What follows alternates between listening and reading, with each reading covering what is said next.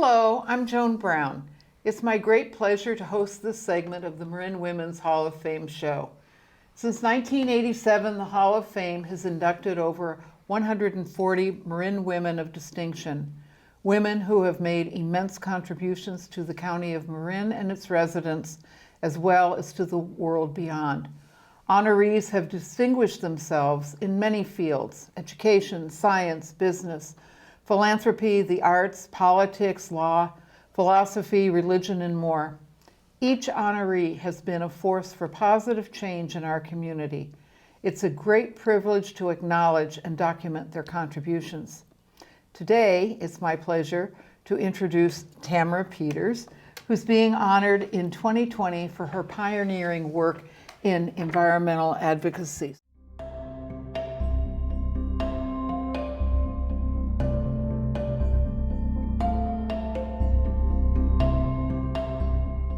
So Tamra, let's begin with your childhood and early influencers in your life. Well, I was born in Arlington, Virginia, which is just across the river from Washington, D.C., and it was 1950s, and there's a lot of government work being done in that area, so that's what my dad did. He worked for the government, and my mom was a homemaker, and she also loved flowers and nature, so she was always out in the backyard gardening, and she actually had two iris named for her. That's just amazing. Yeah. Do you have those? I have pictures of those. You don't have the bulbs yourself? No, I tried that once, and let's put it this way, I overloved it. I see. Okay. So I spent my childhood with lots of kids in the neighborhood and my brother, and we were running around, and I loved being out in nature. That's where I really connected. And but as it was the 1950s, we were the baby boomers, and the woods and the fields got cut down for housing developments and schools being put in and all that. So I lost that connection with what I really cared about. So you grew up in the DC area, right? And did that influence your life in any way? Were you involved in? Yeah. So I went to. I decided the only thing I really liked was art, and so I went to the Corcoran School of Art for a year, and then I just really was trying to find myself and who I was, and Washington D.C. had a lot of stuff going on with it, and so it was a time of great turbulence, very similar to what it is today. And we had the women's movement, the environmental movement, the civil rights movement, the anti-Vietnam War, the peace movement, all of that was going on. And of course, since it was right by Washington, D.C., there was a lot of focus and action coming in there that I was exposed to. And did you participate in any of that? Yeah, it's interesting trying to be a part of the world that I was experiencing, not the world of my parents, but what I was living in 1969. For instance, when I was out starting to look for my first job, we landed human beings on the moon, and in that August, I went to Woodstock, and we had, my parents were saying, don't go, it's going to get violent, it's going to go. We had 400,000 people together, mostly young people, and we were there in peace for 3 days listening to music. And then that October of 1969, I was in a march on the Mall of 250,000 people saying, in this war, we don't know why we're there. And I had friends that were being, hurt or not killed, but severely wounded. Right. And it was not my parents' world, and it was changing like crazy. We were trying to be the change makers of it too. Did that create conflict between you and your parents? Yeah. Yeah, it did, and but we worked on them. And They changed party affiliation. No kidding. Yeah. They've been conservative from Washington State, is where they came from, ranching and all of that. And so it took a while, but they changed. Okay, so you've decided that art wasn't your thing. Right. And so then what happened? You had jobs, education, kind of paint the picture. Yeah, so it came time for me to move out. And Did you live at home? I was still living at home when I was at the Corcoran. So my mother gave me her wisdom, which was, okay, dear, you have to be a secretary, nurse, or school teacher until you can get married and raise children. And that was what we were told. That's what women were told those days. I was told the same thing. Yes. And so what I did was I decided to do secretary. I chose that. It was practical, and that's what I did. And so I took typing and shorthand. But when I went to look for a job, that's when I learned to follow my heart. I didn't know what was happening in the world around me. Everything was changing. But when I looked for places I could work, what was not appealing to me at all was these corporate jobs that paid more. But I saw an organization called the Nature Conservancy, and I said, that's what I want to do. And they hired me. So I was there for 11 years. And how many employees did the Nature Conservancy have at that time? When I started, and this was right after Earth Day, in 1970, after the first Earth Day. They had 15 employees, and nobody knew what Nature Conservancy meant. And by the time I left, 11 years later, they had 350, and they had set up an international office. So you began as a secretary, but you didn't stay a secretary very long. So it was about a year and a half. An interesting story there too about the women's movement. I had. Right after I got there, there was some law that had just been come into effect, and they said all the women employees, which were all the secretaries, had to punch a time clock.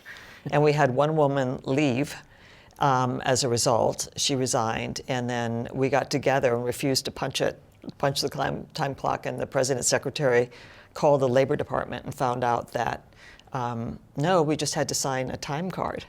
So they took the time clock down. Good. And anyway, so I worked my way up the organization and became the first national director of volunteer activities, and was flying around the country at 28 and meeting with the volunteer chapters and writing organizational kind of diagram and rules of how the volunteers fit into the organization. And so how did you know how to do that? I just did it. I don't know, it just was kind of there. I went in and talked to people and learned about the organization as a whole and figured out how everything fit together. And I was working with a committee of the Board of Governors on how to do it too, and I wrote this whole manual for the chapters. And after that, I was National Director of Training, and my final job there was the first Arizona State Director. And when I went to they had a going away party for me to move to Tucson, a celebration. And the president of the organization handed me a gift. And I opened it up, and it was the old time clock. How appropriate. Yes. That's great. Yeah. That's great. Yeah. That's great. So after that, that first job was really what set my career in the environment by following my heart. That allowed me to continue. So Mitsubishi was in there somewhere. Yeah. So I worked for Rainforest Action Network, and there, one of the things I really liked was it was an international organization too. Mitsubishi Corporation was starting to do drilling and cut down the Amazon rainforest. So we did this campaign with school children across the country where they would make these origami birds, supposed to be like the endangered species in the rainforest. Right. And they sent them like 10,000 of these birds to the CEO of Mitsubishi, and that and all the public attention that it got shamed him, and they pulled out of that project. So that was really an exciting thing. And then, Go ahead. and I was also at NRDC, and the amazing experience I had there, what I saw was that an environmental group, environmental organization, environmental law organization, could actually be part of the process of saving the planet. And at that time, the ozone layer of the atmosphere, a hole was opening up in it, which would have destroyed life on the planet, similar to the existential dilemma we have right now with climate change. And through the work of NRDC and many others, there was a global treaty signed. And the NRDC is? Natural Resources Defense Council. Okay. Sorry, Okay. all these acronyms. Yep. Yeah, so that showed me that we can do it. We can solve these crises. So, so through this experience of activism, tell us about what impact you had with the funding priorities with United Way. Oh, yeah. So I had been on the board of what was then called the Environmental Federation of California, and it's now called EarthShare. Mm-hmm. And it was we were a consortium of environmental groups looking for new sources of funding, and United Way did workplace fundraising. So we started wanting to enter into these workplaces to raise funds, as did some other groups like Black United Fund and some other groups. And United Way said, this is our space. So I was acting executive director at the time, where we had to decide if we were going to go into a lawsuit and sue United Way for creating a monopoly on workplace fundraising. So we sued along with Black United Fund, and the judge issued an injunction saying the workplace fundraising effort would stop by United Way until other groups were allowed in. So it worked, and that spawned EarthShare in other states and national, and it's grown since then across the country. Fantastic. So then, in 1998, you got a devastating phone call that changed the trajectory of your life. Can you tell us about that? So I've been working in environmental organizations all these years as a staff member and as a volunteer. And so I was at work. I got a call saying, your brother is in the emergency room back in Virginia. He stayed back there. And he has kidney failure, renal failure, and a tumor the size of a grapefruit in his brain. So he's divorced, lived alone. There was nobody back there to take care of him. So I talked to my husband and agreed that, so I quit my job and I went back there and took care of him as he was declining. My parents were also declining and lived back there, and my last remaining aunt as well. So in the period of 2 years, I lost my aunt, my brother, my mom, and my dad, and it's my whole family. So that was gone, So it was really the most challenging time in my life, really hard. So that's a lot to recover from. What did you do next?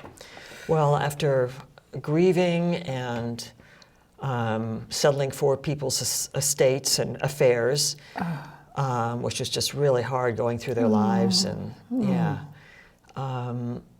so I knew at that point I could retire. So I could have, but I just didn't, because I was hearing about climate change. And I couldn't sit back and do nothing. So I decided to create an organization, which I'd never done before, to create an organization to address it. And I wanted to do it in Marin, my home that I love, in that place, and with the community that I love. So I created Resilient Neighborhoods, and that was 10 years ago, and it's still going. So tell us about Resilient Neighborhoods. Okay. So it starts by forming a climate action team. And this is just a group of residents, families that want to get together and do something, take climate action. So is this people like in a block or are they geographically close? They don't have to be. They can be. We can do it in neighborhoods, which is where the idea started. But then we were partnering with the cities and the towns and that all have climate action plans, and they're trying to reduce the carbon, and 65% of the carbon emissions in Marin come from the residents. It's not cities and businesses, it's us. So they want to encourage resilient neighborhoods to be successful. So they gave us a free venue at the Sausalito Library, Mill Valley Library, San Rafael Community Center, Novato City offices, all throughout the county, and they helped us advertise for them, and people would come. They put us in their catalogs, recreation catalogs, and first we were under personal growth because they didn't know what to do with the climate group, and then they put us. Now we have our own category of miscellaneous. Ah, that's a good one. Yeah. So people can come from different cities and towns in there, depending on their schedule, because people are really busy. Yeah. So a lot of it is just the timing for people, but we create a climate action team and they name themselves, which is really fun. Like the fettuccine carbonatas, that's my favorite. So they become a team, and then we have them get their baseline emissions. So wait a minute. Let's go back. What is a resilient neighborhood? What is that? How is that defined? It's the name of the program. Right, I understand that. But what makes a resilient neighborhood? It's really the teams. And so we get them to reduce their carbon footprint and do emergency preparedness, like preparing for wildfires and all that. Even if they're doing it at a library with other people, we have things where they take it back to their neighborhood and they connect with their neighborhoods, and we help them do a neighborhood response group, fitting in with emergency preparedness and looking out for older people who often live alone and don't have anybody checking in on them in an emergency. And is the fundamental, is the baseline of it, was the motivation? It sounds like it was environmental. Yeah. So is it, I'm trying to get specific here. So it's teaching people how they can reduce their own carbon footprint and adapt to this changing climate and the climate-linked emergencies that we're getting. And Such we're not as just, wildfires, sea level rise, severe storms, drought, and now we have the vectors coming in, spread of disease. Things like even mosquitoes that couldn't live here before, like West Nile virus, are coming in, and the Zika virus has been is in Florida now. So as it gets warmer, it comes up here, and we're not even prepared for heat stroke. Right. So we teach in our class for older people too, what to look for, the signs for heat stroke, and we don't just teach people; they're actually taking the actions. Right. So we have, and they're checking off how many carbon pounds they've reduced. Yeah. And then we have, so it's not a educational program, it's educational and action. Yes. And the key is engagement. And we find that even 3 years after they've graduated from our program, 75% of participants keep taking actions to get to carbon neutral, which is where we want to be. And what are some actions people can take? There are things like, first thing is going to 100% renewable electricity. And here in Marin, it's MCE Deep Green. So that means everything you plug in your home doesn't have a carbon footprint anymore. And then you can switch all your gas appliances to electric, so there's no gas footprint. And then you switch in your gas car for an electric car, and you plug that in. So that's all zero footprint. Zero carbon footprint. And we give a whole formula to it, and you can reduce your flying, change what you eat, and eliminate meat. And we don't tell people you have to do this. We say, this is your choice, this is your life. The important thing is what we do in the next 10 years may make a difference for what happens to life on Earth in the next 1,000. And we're the generation that has to make a difference. Wow. How many clusters have you done? So we 1,500 people have done the program. Wow. Yeah.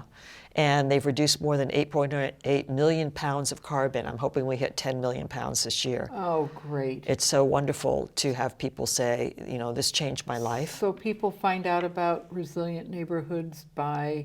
They can go on our website, Which is? www.resilientneighborhoods.org. Okay. So you didn't do all this with 1 year of college. So let's go back and pick up how some of these environmental organizations gave you time to go back and so on. So yeah. let's circle back and get that. So the Nature Conservancy saw that I wasn't typing anymore, and that I had potential. Yes. And of course, there was the women's movement going on then too. We'd already rebelled once, so I think they were looking to help people. So they let me take some time off and work part days so I could get an associate degree in Parks and Recreation, which I did. So I had that, I was armed with that. And then when I was at NRDC, I went to school at night and I got my bachelor's degree. And then I left NRDC to get my master's degree. So it took me a while, but once I knew what I wanted to do, where I wanted to go, what I believed in, that's when the degree And what followed. was your master's in? It was in organizational development. Well, Doing that. You're doing that. You're doing that.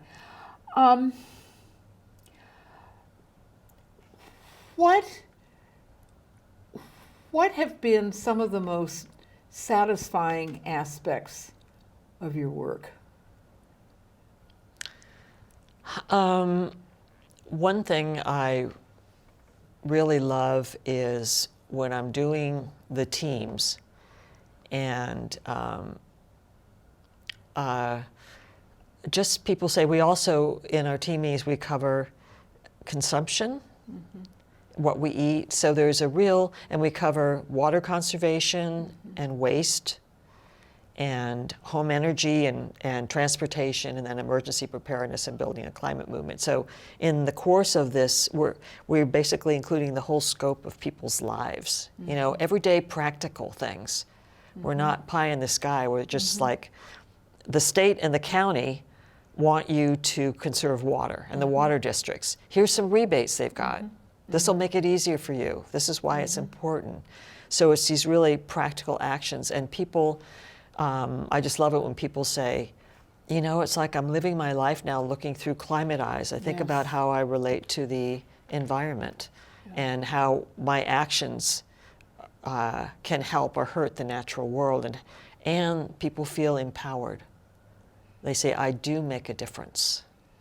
So that really is, and I feel like for 50 years now, I've been working to protect the natural world too, and that aligning people and bringing them back together with the natural world, that's really, really important to me, because we've lost that connection. We need to bring it back. How are you funded?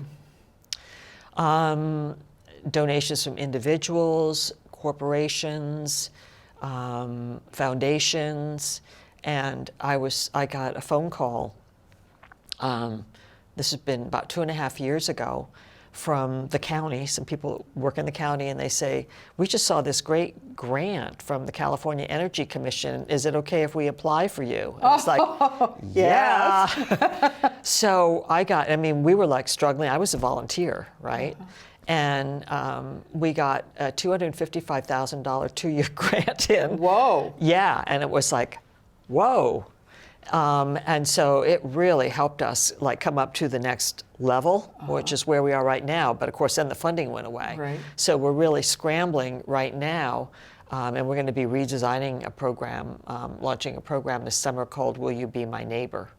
Oh, Is Mr. it- Rogers! I know. And so I'm really looking forward to that and working with Fire Safe Marin, and because they're going in the neighborhoods too. So Right. we'd be training coaches to lead our teams in the neighborhood, working with Sustainable Fairfax and some other folks kind of piloting it in Fairfax, and really getting into going kind of back to the neighborhood aspects. Yes. We'll still do our regular Right. program, but so I'm really excited about that and the importance of the community building Yes. that we have, Yes. and that we need to have as the world around us changes. Yep.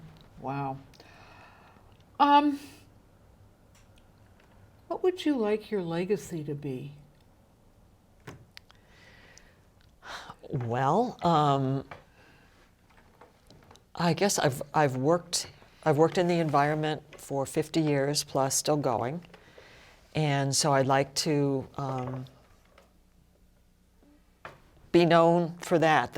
I'm still trying, and also working on climate change, and that in my life I put so much into the air, carbon emissions, and trying to do what I can to help with that.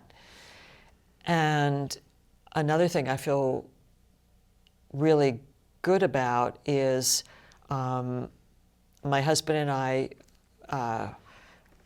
donated money to save a parcel of land. And to me, that is just so important from my roots to when we walk on this trail and other people's walk on this trail, to know that the habitats, people will be able to connect with nature. Again, it's that connection, and that there's going to be a home for the critters. The plants and the animals will have a place to be. And that from my childhood, to actually be able to save some of the land that I watched being destroyed. And do you see people, other than through personal contributions like you do you see this happening in Marin? People Working to preserve, like through the open space or yeah, other they're still doing that, and we live in a county that's Right. miraculous because of, Right. of all of that. But what I really am looking for is for people to connect with the nature again, that they're part of it. We're not separate from it. Right. And I just heard on the radio this morning, they were talking about diseases that are coming in, or even like ticks. Right. Just ticks, and that we can get Rocky Mountain spotted fever Right. from and all that. And they said, when you allow nature to be around where people live, possums the ticks Right. go on the possums. Right. The possums eat a lot of the ticks, Right. and they become immune. So a lot of the tick population dies off, and the people aren't as apt to get it. Interesting. So nature has been a buffer for us in so many ways, but we're not recognizing its importance in our lives, and that it is our life. It is Right. part of that. Yeah. Right. And it's also part of our personal renewal, I think. Yes. Exactly. So what are your hopes for the community of Marin, and specifically, what issues would you like to have addressed? Well, right now, on a broader perspective, homelessness and equity. I mean, that's, if you want to pull people we need to have that. I'm focused on the environment, but that needs to go with it. We need to have that. And I would like to see us in Marin, and we've started this, but the goal in Marin County is to reduce our carbon emissions to zero emissions by 2045. That's huge. And how can that be accomplished? It was being accomplished, groups like Resilient Right. Neighborhoods, government regulations. We have So does a that tax mean law. we will have all electric vehicles? Or people will be riding their electric bike. They won't think about, I need to go to the store, I'm going to get into my personal car. It's like what they're doing in San Francisco. They're closing Market Street down. It's for bikes and pedestrians. Right. So it's the understanding of mobility as a service. And then the last thing there would be adaptation, that we look after vulnerable communities for sea level rise, and we also create resilience in our community to adapt to the climate-linked things that are coming our way. Tamra, thank you so much. Thank you, Joan. And thank you, viewers, for tuning in.